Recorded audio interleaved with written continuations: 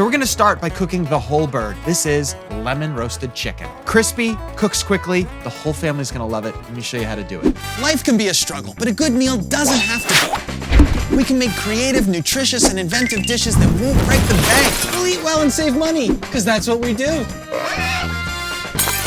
Welcome to Struggle Meals. So we could roast the chicken whole like this, tie it up, but you know what? It's gonna take a long time to cook, and the pieces are not gonna all cook at the same rate. So we're gonna do something a little different. It's called spatchcock. It means you remove the spine, you splay it out, it cooks faster and more evenly. Sometimes when you buy a whole chicken, it comes with the neck and some other organs in the cavity. You definitely wanna take these out, but you shouldn't throw them away. They are gonna fortify any stock you make in the future.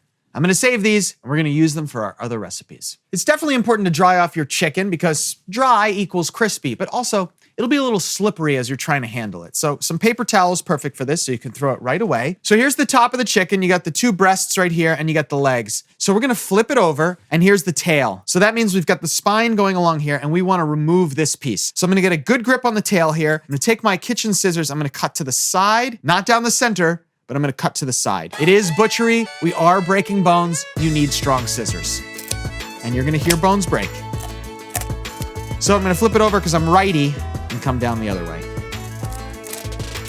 We literally took the spine of the chicken out. This is gonna be fantastic for making a stock. So let's put it with our other bits. Now we need to break the rib cage. Kind of grab right here, put your hand right here, and push down. And that'll lay the chicken completely flat. Spatchcocking's pretty easy. That was about 90 seconds of work. I'm gonna set this aside. It's all done. I'm gonna wash my hands and then we'll prep the veggies. We got a bunch of vegetables right here. They're gonna get really, really flavorful from the chicken schmaltz that renders out as we're cooking them. I wanna keep the onion pretty full because it's gonna be in the oven for a while. Smaller pieces will disintegrate. So I'm gonna go with these big, nice chunks here. So I've got 8 nice half moon wedges. Okay, I've got some carrot. If you're only gonna use one thing in addition to chicken, it should be lemon.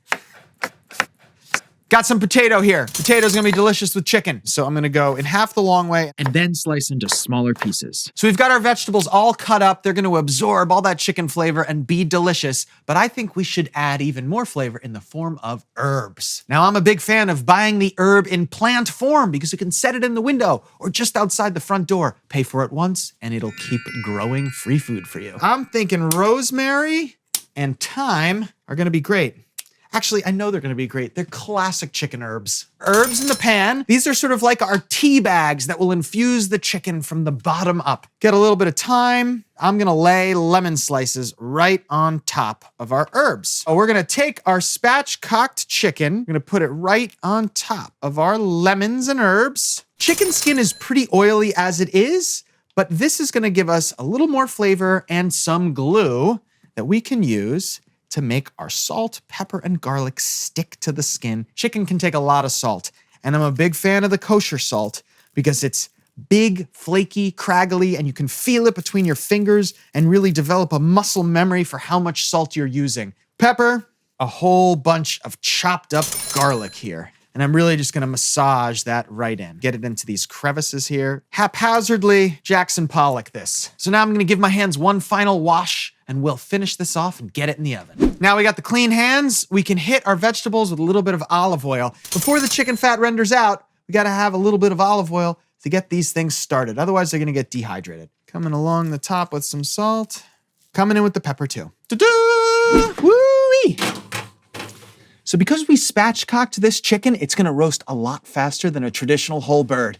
I'll be back when you're nice and crispy. This smells really good. I've gotta let it rest. That way when I cut into it, the juices won't run everywhere. I want them to stay inside the chicken. This is rested, and now it's time to carve it up and serve it for dinner. I like to start with the thighs. Just look for those joints and cut right on them. Straight down and drumstick, thigh. Same goes for the wings, not so tough. Now let me show you the breasts. So I'm gonna come straight down with the knife here, and you'll feel immediately, you'll start hitting the breastbone, and that's when you kinda wanna just twist the knife. Pulling it like that. Save all that extra meat and the bones because we're gonna use them in other recipes. Let's plate up our lemon roasted chicken. Just to add some freshness to all this roasted deliciousness, I'm gonna garnish with some parsley. Man, this looks fantastic. What an awesome dinner. It's only $3.41 a serving. This smells amazing. Let's dig in.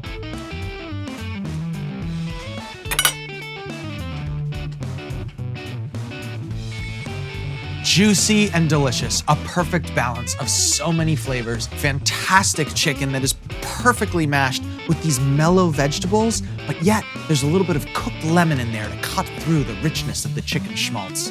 And spatchcocking is the key to make sure you get this food on the table faster than the traditional method.